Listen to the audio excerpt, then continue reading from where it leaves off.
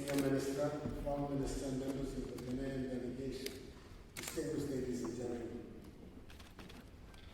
I would like to thank the Royal Africa Society, Facebook, Victoria and Albert Museum, and the Ghana 60 Years On Committee for the organization of this event, which enables me to address, in my view, one of the most urgent issues of contemporary Africa. I know that today, and for the past week, the space for Africa in most people's minds in this country is probably occupied by events in Zimbabwe. My thoughts are also with the people of Zimbabwe, and I pray that we find a peaceful solution, resolution quickly to the sad state of affairs. A resolution that will hopefully strengthen democracy there. For the moment, though, I will concentrate on the subject matter that has brought me here. I'd like to start this conversation with a few facts and figures we can all agree on. There are 54 countries on the continent of Africa. Apart from Ethiopia and Liberia, all the other countries were once colonies of European countries. All 54 of us are very keen and proud of our nationhood and how different we are. We see ourselves as Ghanaians, as Swazis, Kenyans, as South Africans, and of course as Nigerians. In addition, we also see ourselves as Africans, which fuels the abiding dream of Pan-African unity. When we concentrate on our differences until we find ourselves outside the continent, then we discover that to be outside the world too, we're also Africans. That is how they see us. When it comes to bad news, the outside world hardly sees any boundaries between the countries on our continent.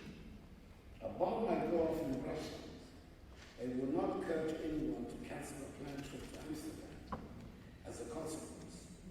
But an explosion in Mombasa would mean a travel advisory warning citizens against journeys to Kampala.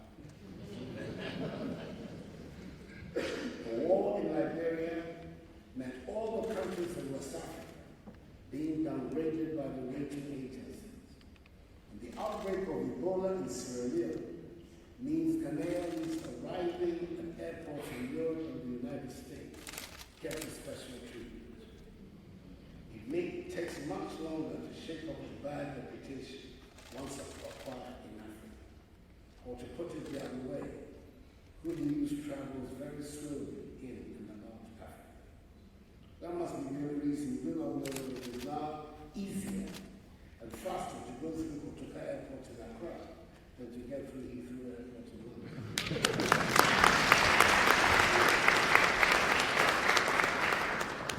Back in the year 2001, a former British Prime Minister said this, and I quote, "The state of Africa is a scar on the conscience of the world. But if the world as a community focused on it, we could heal it. And if we don't, it will become deeper and angry." Unquote. Tony Blair had good reason to say so. Our continent and its peoples were being defined by wars, instability, and grim poverty. The prescription he offered to heal the scar and prevent it from spreading sounded reasonable and doable. He proposed a deal between the developed and developing world based around the new African initiative, the scarcely remembered NEPA. On the side of the developed world, they would provide more aid untied to trade, write-off debt, help with good governance and infrastructure, train our soldiers with UN blessing in conflict resolution, encourage investment and access to their markets, and practice the free trade there was some form of preaching. On the African side, to be there said, the developed world would make sure that there will be true democracy, no tolerance of excuses for dictatorship, abuses of human rights, no tolerance of bad government, or the endemic corruption of some states. He said they will insist on proper commercial, legal, and financial systems in the African country. That blueprint for action, NEPAC, was the latest incarnation of Africa's Marshall Plan. It ties trade, investment, and development to good governance and ending conflicts. In short, if African leaders run their countries well, then foreign aid and other incentives will follow. The timing of the speech, made at his party conference, a few weeks after the events of 9/11, made some suspect that his desire to help Africa was as much about Western self-interest as altruism. There was the fear that deepening poverty and disillusionment in Africa could provide a fertile breeding ground for a new generation of terrorists. Throughout the years, our continent has been called many names: dark, beleaguered, hapless, and hopeless, but some of the more frequent and colorful ones that can be repeated in decent company. And being labeled a scar on the constitutional wall sounded quite charitable. Some 60 years after that speech, it is obvious that we have not made much progress. Sometimes, to borrow a Ghanaian mode of speaking, it seems as if we take 2 steps forward and 3 steps backwards. We had a brief period of Africa rising, and I'm proud to say my country, Ghana, led that good news story as our economy made strides, and we appear to be getting out of the quagmire of poverty. There were around the continent a number of leaders who touted democratic credentials, and it looked like the good governance problems were finally being overcome. Today, the continent is back to being known for leaders who change constitutions to enable them to stay in office. Ghana was the first country in sub-Saharan Africa to gain her independence, and we've been celebrating the 60th anniversary of that happy event this year. We are painfully aware that we are nowhere near we should be. As the saying goes, if you've been doing something for a long time and not getting the desired results, you have to find a different way of doing it. After 60 years, it is obvious that the aid path will not take Africa to where it has to be. We do not want to be a scar on anybody's conscience. We do not want to be pitied. We do not want to be either pawns or victims. And we certainly do not want headline writers to continue to compete to find the most lurid adjectives to describe our continent and its people. Africa no longer wants to be the deficit place, to go to find the footage to illustrate family stories. We no longer want to offer the justification for those who want to be rude and abusive about Africa and her people. It's time to build our economies that are not dependent on charity and handouts.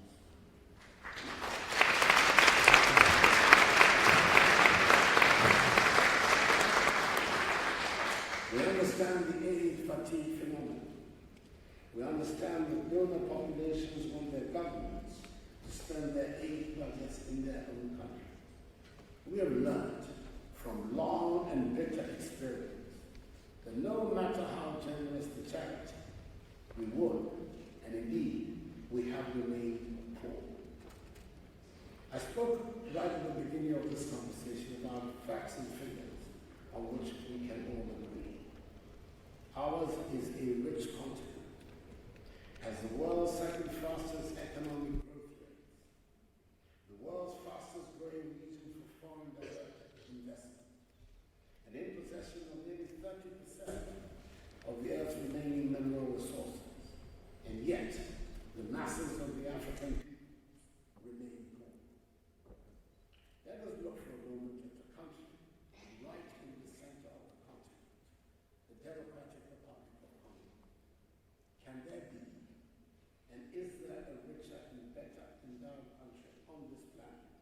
than the DRC. Every precious mineral that humankind has been known to hanker after is in the DRC. Every mineral required to run the wheels of modern industry is in the DRC. Why is the DRC currently supplying the largest number of people seeking refugee status to arrive in the United States of America? Why is the DRC listed among the poorest nations of the world? Ghana, my own country, might not be quite as generous endowed as the DRC, but we are not poor either. We can and we should be able to build a Ghana which looks to the use of our own resources and their proper management as the way to engineer social and economic growth in our country. We want to build an economy that looks past commodities to position our country in the global marketplace. Let me refer specifically to two commodities that are identified with Ghana: coal and cocoa. As you all know, Ghana used to be called the Brokers, and it was for good reason. We are endowed with lots of gold. The richest gold mine in the world is said to be in Ghana, Obuasi, and gold has been mined there officially for about a century and a half. There is something not right when Obuasi makes a few people very rich and remains poor itself. There is a set of statistics that I've been pulling out recently in almost every speech I make. Between Ghana and our neighbor Cote d'Ivoire, we produce 65% of the world's output of cocoa. The chocolate industry is a $100 billion industry, and we, who produce 65% of cocoa, make less than $6 billion from the toil of our farmers, i.e., barely 6% of the entire value chain of cocoa. This is not right. We need to change the statistics. If we simply ground and sold the cocoa in paste form, instead of selling the cocoa beans, we double our earnings. In much the same way as we would double our earnings from gold if we sold it refined, that is roasted. We are determined to process these products. I do understand that there are nations who will build their industrial complex around the value chain of our main commodities. It's time to transform that sector. It is time we were responsible for processing our own resources. It's time we in Africa manage our resources well to generate wealth.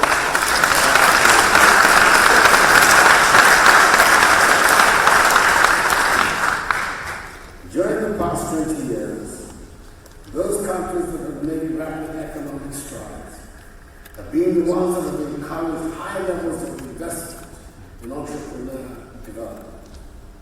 The growth of a more entrepreneurial economy in Africa will provide the basis of undertaking the urgent task of the structural transformation of African economies, which are largely dependent on the production and export of raw materials to value-added industrial and stimulate agricultural productivity. This will accelerate economic growth, enable us to feed ourselves, and create jobs for our youth. Joblessness amongst our youth, who constitute the greatest segment of the African population, poses the greatest threat to the stability of our continent. I've stated before that, I quote, "Strong democracies are built by strengthening the institutions of democracy rather than the power of men," unquote. And I quote again, "The gains we have made in our democracy due to the sacrifices of great individuals must be protected by great institutions," unquote. In other words, in order for us to build a continent that meets the aspirations of the African people and opens up opportunities for all, we must prioritize our budgetary arrangements to ensure that funds are available to strengthen key institutions of state judiciary, our fiscal institutions, amongst others. It is important that we promote and develop a culture of accountable governance, free of corruption, whereby these bodies see themselves as independent public entities serving the wider public interest, not the temporary conveniences of the governments of the day. We have a responsibility to make our countries attractive to our young generation. They should feel they have a worthwhile future if they stay and build their nations. They should be, and are ashamed by the desperation that drives the young person to attempt to cross the Sahara on foot in the Mediterranean Sea in rickety boats in the hope of finding a better future in Europe. We are not disclaiming aid, but we do want to discard a mindset of dependency and living on handouts. It is unhealthy, both for the giver and for the receiver.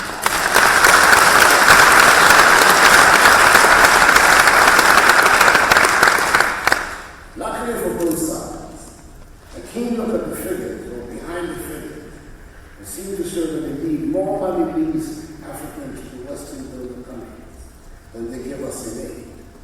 Some of them, a shockingly huge part of it, is brought by Africans themselves. We're gathered here in a choice part of London, where real estate agents lick their lips every time the property comes on the market.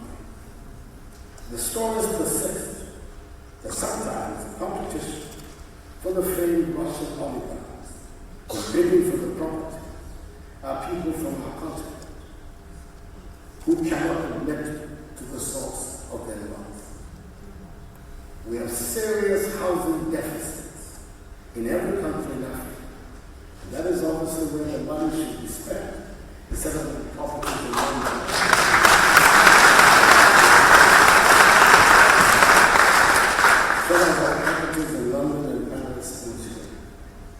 Unfortunately, we still have work to do to convince some people that it is in their interest that we raise the prosperity level in our countries. Then they can spend their money at home without fear. The other set of figures that makes very sad reading are the aid figures. Last week, it emerged that more than 9 in 10 contracts awarded by Britain's Foreign Aid Department in 2016-2017 went to suppliers registered in Britain from about the 3/4 4 years ago. This is according to the Independent Commission for Aid Impact. Only 3% of the £1.4 billion sterling spent by Britain's Department for International Development (DFID) on suppliers helping carry out global projects last year went to those in developing countries. I make no complaints about these figures. This is money coming from the British Treasury, and you're entitled to spend it as you wish. But I only recommend that the figures are placed in the correct order.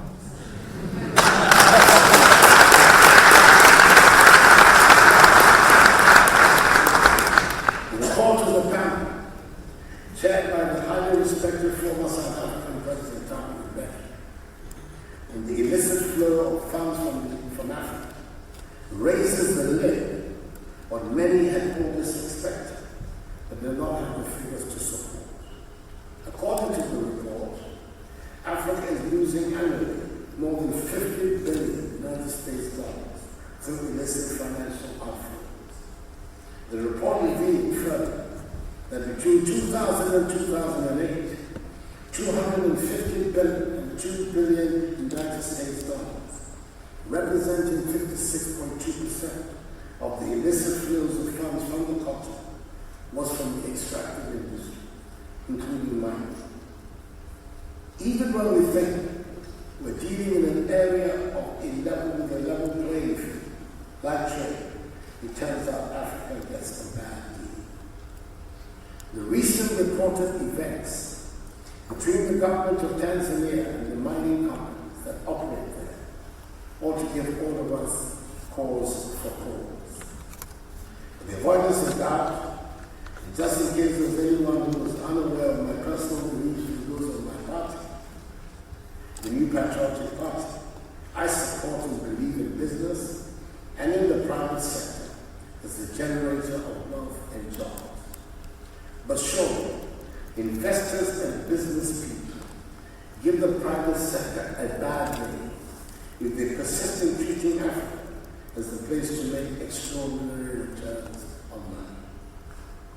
Investors find innovative ways to avoid paying the taxes that they should in the African countries in which they operate. And a recent example in the BBC report showed an example of this inefficient industry. No one is going to sort out these matters for Africa, except Africans themselves. We need to have our own bright and sharp laws to keep us abreast with the sharp and bright laws that our trade partners have. We need to have our own bright and sharp technologies to help keep us abreast with our competitors. There is no point in making laws that reserve whatever percentages for local content in the oil and gas industry, for example, if we do not have the local qualified expertise. I was surprised to find out how many of the expatriates working on the oil field and being paid very low salaries were welders. Education and skill training are what we need the most to make the dreams of independence and self-made lives a reality. In Ghana, we've embarked upon a policy to ensure that every child has secondary education as the basic individual education. The free SHS, free senior high school as we call it, will take a sizable chunk of the budget, but we believe it is money well spent and is the best investment a nation can make to ensure a prosperous future.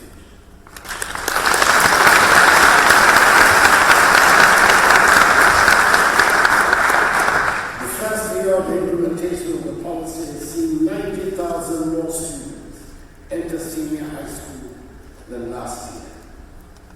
It is the only way to make sure we are able to build a Ghana and an Africa beyond aid. The geographic space covered by Africa makes it the second largest of the 7 continents. It has some of the most breathtaking scenes on our planet. It has plants and animals that are wonders of the world and critical to the survival of the planet. Our continent stands most to gain from the implementation of the 17 United Nations Sustainable Development Goals, which aim to fight inequality on all fronts, wipe out extreme poverty, tackle the issues of climate change, and reverse the degradation and unsustainable use of our environmental resources, including our oceans. It is a global agenda that seeks to leave no one behind. Based on the latest United Nations estimates, as of Wednesday, 8th November 2017, the current population of Africa is 1.2 billion. That means Africa's population is equivalent to 16.41% of the total world population. The vast majority of this population is young. It is in the interest of the whole world that Africa works. Even if the developed world had the means today, and were indeed minded to do so, it could not provide the aid that will keep Africa a sustainable part of the world. We do not want to remain the beggars of the world. We do not want to be dependent on charity. And Africa beyond aid means that we have to do everything whatsoever we can to strengthen our continental bloc, the African Union. Research has shown that countries or group of countries with the largest share of world trade are located within regions with the largest share of intra-regional trade. Trade between African regions remains low compared to other parts of the world. In 2000, intra-regional trade accounted for 10% of Africa's total trade. and increased marginally to 11% in 2015. Trading amongst members of the European Union, for example, amounted to 70% in 2015. I believe it is extremely important for the welfare of the 1.2 billion people of the continent that we, the leaders, demonstrate strong political will to make the AU an economic and political success, and to make the project of integration real. With Africa's population set to reach some 2 billion people in 20 years' time, the African common market presents immense opportunities to bring prosperity to our continent with hard work, enterprise, innovation, and creativity. It is evident that the time for African integration should be now. Hence the importance of the success of the continental free trade area. A working common continental market has to be a very fundamental objective of all peoples and governments on the continent. Peace and stability on the continent are essential to the viability of the market. We have to work to establish peace all over our great continent. A Pax Africana that has turned its back on terrorism, conflict, and instability.